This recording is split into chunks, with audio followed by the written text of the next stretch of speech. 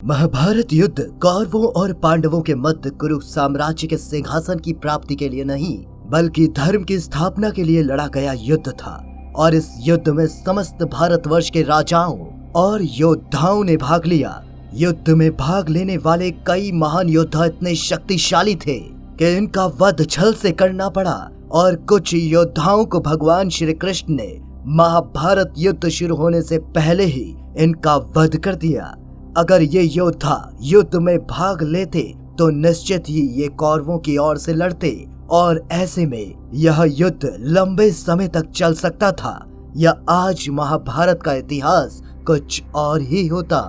लेकिन वास्तव में भगवान श्री कृष्ण इस युद्ध के जरिए धरती पर बढ़ते पाप को मिटाना चाहते थे और धर्म की स्थापना करना चाहते थे। इसलिए इनके विधि के विधान के आगे किसी की एक ना चली और महाभारत युद्ध के पहले ही भगवान श्री कृष्ण ने अपनी युक्ति से 8 शक्तिशाली योद्धाओं को निपटा दिया था। पहला, भगवान श्री कृष्ण के मामा कंस। भगवान श्री कृष्ण के जन्म से पहले ही अगर किसी को उनसे भय था तो वो उनका मामा कंस था। श्री कृष्ण अपने जन्म के साथ ही कंस से युद्ध प्रारंभ कर चुके थे। कंस के कारण ही श्री कृष्ण को बचपन में ही पूतना, शक्टासुर आदि राक्षसों का वध करना पड़ा। कंस भगवान कृष्ण का मामा था और उसने अपने पिता उग्रसेन को सिंहासन से हटा दिया और स्वयं शूरसेन जनपद का राजा बन गया। श्री कृष्ण ने एक समारोह में कंस को बालों से पकड़कर उसे गद्दी से खींचकर भूमि में पटक दिया और उसका वध कर दिया। इसके बाद देवकी तथा वासुदेव को कंस के कैद से मुक्त कराया। कंस अपने पूर्व जन्म में काल नेमी नाम का एक असुर था जिसे भगवान विष्णु अवतार श्री राम ने मारा था। कंस का ससुर जरासंध था। यदि कंस जीवित होता तो वो भी कौरवों की ओर से ही लड़ता। दूसरा, चाणूर और मुष्टिक से युद्ध। कंस ने अपने राज्य में चाणूर, मुष्टिक, शल तथा तौशल आदि मलों यानी पहलवानों और कुबलिया पीड़ नाम के एक हाथी को विशेष प्रशिक्षण दिलाकर कृष्ण और बलराम को मार डालने के लिए रखा गया था। कंस ने मथुरा में श्री रंगेश्वर महादेव जी नामक तीर्थ स्थान पर एक रंगशाला का निर्माण करवाया था और इस रंगशाला में चाणूर, मुष्टिक, शल तथा तोशल आदि पहलवान कृष्ण और बलराम से मल्ल युद्ध के लिए उपस्थित थे।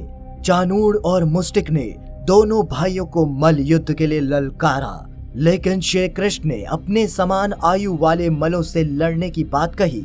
इस समय श्री कृष्ण की उम्र 16 वर्ष की थी, किंतु चाणूर ने श्री कृष्ण और मुष्टिक ने बलराम जी को बड़े दर्प से महाराज कंस का मनोरंजन करने के लिए ललकारा। चाणूर और मुष्टिक बहुत ही बलशाली थे और वह कंस के प्रमुख मल थे। श्री कृष्ण बलराम तो ऐसा चाहते ही थे। इस प्रकार मल्ल युद्ध आरंभ हो गया। श्री कृष्ण चाणूर को, बलराम ने मुष्टिक को पछाड़कर उनका वध कर दिया। तदंतर शल और तोशाल आदि मल भी मारे गए। मथुरा में श्री कृष्ण ने अपनी हथेली के प्रहार से दुष्ट रजक का सर उसके धड़ से काट दिया था। कहा जाता है कि यह मार्शल आर्ट की विद्या थी। पहले इस विद्या का नाम कलारी पट्टू था। किंवदंतियों के अनुसार श्री कृष्ण ने मार्शल आर्ट का विकास ब्रज क्षेत्र के वनों में किया था। डांडिया रास उसी एक नृत्य का रूप है। कलारी पट्टू विद्या के प्रथम गुरु श्री कृष्ण को ही माना जाता है। इस विद्या के कारण ही नारायणी सेना उस समय भारत की सबसे भयंकर आक्रमणकारी सेना बन गई थी। श्री कृष्ण ने ही कलारी पट्टू की नींव रखी जो बाद में बौद्ध धर्म से होते हुए आधुनिक मार्शल आर्ट में विकसित हुई। बौद्ध धर्म के कारण ही ये ज्ञान चीन, जापान आदि कई बौद्ध देशों में फला फूला। तीसरा है कालियावन का वध। जरासंध ने द्वारका पर 18 बार आक्रमण किया जिसमें वो 17 बार विफल रहा और 18वीं बार उसने कालियावन की सहायता से मथुरा नरेश को युद्ध के लिए चुनौती दी।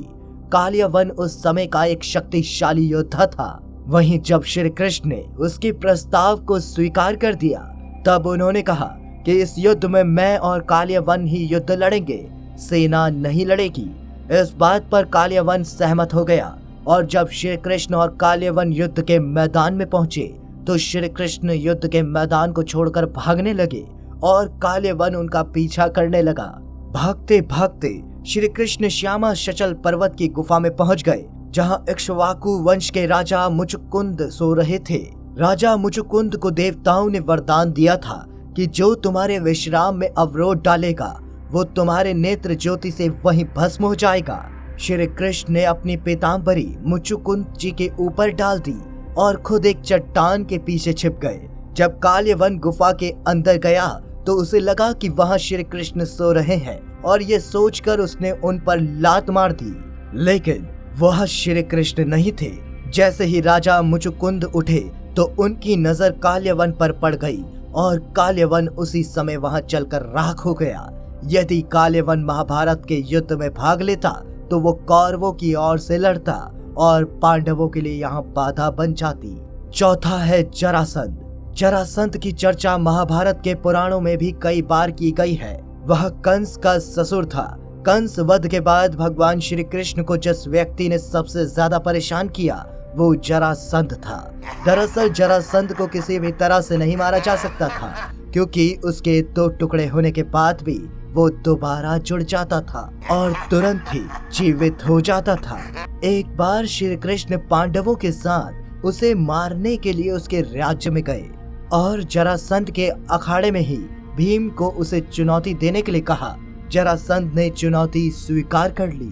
तभी श्री कृष्ण के कहने पर भीम ने जरासंध के पैर पकड़कर बीच से उसे चीर दिया और दोनों टुकड़े फेंक दिए, लेकिन वह फिर से जुड़कर जीवित हो गया और यह प्रक्रिया कई बार हुई। फिर युद्ध के 14वें दिन श्री कृष्ण ने एक तिनका उठाया और उसे बीच से चीरकर उसके दोनों हिस्सों को विपरीत दिशा में फेंक दिया। श्री कृष्ण का यह इशारा देखकर भीम ने भी ऐसा ही किया और इसी तरह जरासंध का अंत हुआ। 5वां है पौंड्रक। पौंड्रक के पिता का नाम वासुदेव था, इसीलिए वे स्वयं को वासुदेव कहते थे। पौंड्रक को उसके मूर्ख और चाटुकार मित्रों ने बताया कि वास्तव में वो परमात्मा वासुदेव और विष्णु का ही अवतार है, ना कि मथुरा का राजा कृष्ण। कृष्ण तो एक चरवाहा है। इस पर राजा पौंड्रक नकली चक्र, शंख, तलवार, मोर मुकुट, कौस्तुभ मणि, पीले वस्त्र धारण कर स्वयं को कृष्ण कहने लगा। वहीं एक दिन उन्होंने भगवान श्री कृष्ण को इस संदेश भेजा कि पृथ्वी के समस्त लोगों का उद्धार करने के लिए मैंने वासुदेव नाम से अवतार लिया है। भगवान वासुदेव का नाम तथा वस्त्र धारण करने का अधिकार केवल मुझे है। इन सब पर आपका कोई अधिकार नहीं है। आप इन प्रतीकों और नामों को तुरंत छोड़ दें, अन्यथा युद्ध के लिए तैयार हो जाएं। भगवान कृष्ण ने उनकी युद्ध की चुनौती स्वीकार कर ली। इसके बाद युद्ध हुआ और पौंड्रक का वध करके श्री कृष्ण पुनः द्वारका चले गए। छठा है एकलव्य।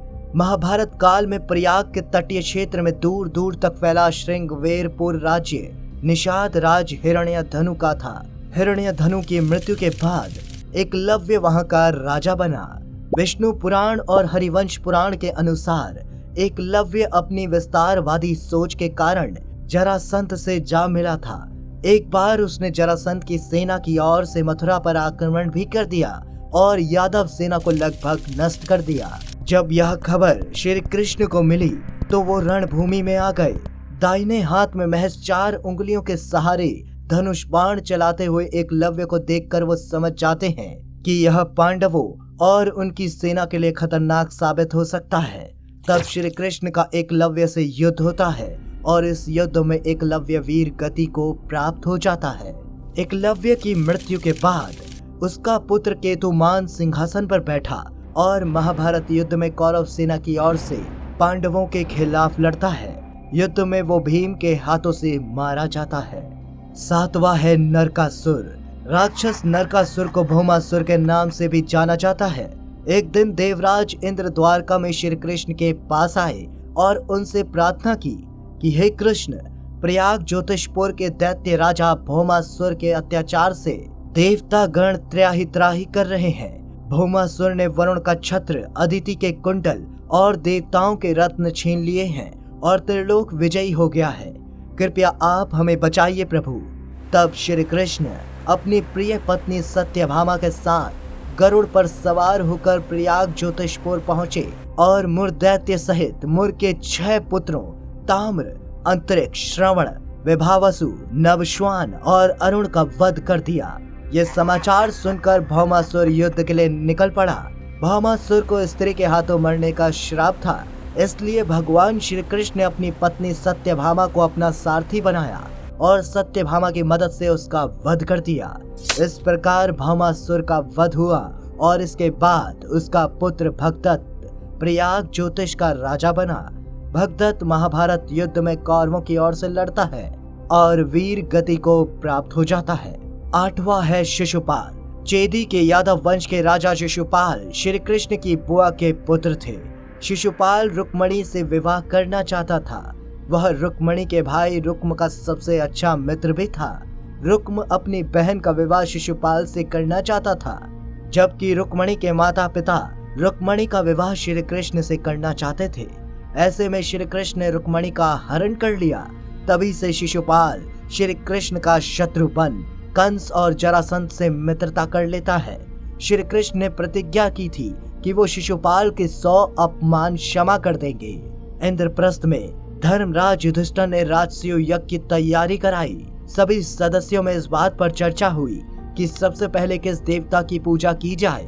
तब पांडु पुत्र सहदेव जी उठे और बोले, श्री कृष्ण तो सबके ईश्वर हैं, जिनकी ब्रह्मा और शंकर जी भी पूजा करते हैं। उन्हीं की पूजा सबसे पहले होनी चाहिए। इनकी बातें सुनकर भीष्म पितामह ने अपनी सहमति देते हुए समर्थन किया। तब धर्मराज युधिष्ठिर ने शास्त्रोक्त विधि से भगवान श्री कृष्ण की पूजा प्रारंभ की कि तभी शिशुपाल अपने स्थान से उठे और बोले, हे सभासदों, मुझे तो ऐसा लगता है कि कालवश सभा की स्मृति मारी गई है। क्या इस सभा में इस बालक सहदेव से अधिक बुद्धिमान कोई व्यक्ति नहीं है, जो इस बालक की हाँ में हाँ मिलाकर किसी अयोग्य व्यक्ति की पूजा स्वीकार कर ली है? क्या आयु, बल और बुद्धि में इन कृष्ण से बढ़कर और कोई नहीं है? क्या इस गाय चराने वाले ग्वाले के समान यहाँ कोई नहीं है? ना तो इसका कोई कुल है, ना जाति है, ना इसका कोई वर्ण है। राजा ययाति के श्राप के कारण यह यदुवंश राज परिवार से बहिष्कृत हो गया है। जरासंध के भय से मथुरा छोड़कर समुद्र में जा छिपा है। भला वो अग्र पूजा पाने का हकदार कैसे हुआ? इस प्रकार शिशुपाल ने श्री कृष्ण का अपमान करते हुए उन्हें अशब्द कहने लगा। तब श्री कृष्ण ने गरज कर कहा, बस शिशुपाल बस, मैंने तुम्हारे 100 अपशब्दों को क्षमा करने का वचन दिया था, इसीलिए अब तक तुम्हारी जान बची हुई है। अब 100 पूरे हो गए हैं, अभी भी तुम खुद को बचा सकने में सक्षम हो। शांत होकर यहाँ से चले जाओ या चुपचाप बैठ जाओ, इसी में तुम्हारी भलाई है। लेकिन शिशुपाल पर श्री कृष्ण की चेतावनी का कोई असर ना हुआ, अतः उसने श्री कृष्ण को फिर से अशब्द कहना शुरू कर दिया। शिशुपाल के मुख से अपशब्द निकलते ही श्री कृष्ण ने अपना सुदर्शन चक्र से शिशुपाल का सिर धड़ से अलग कर दिया।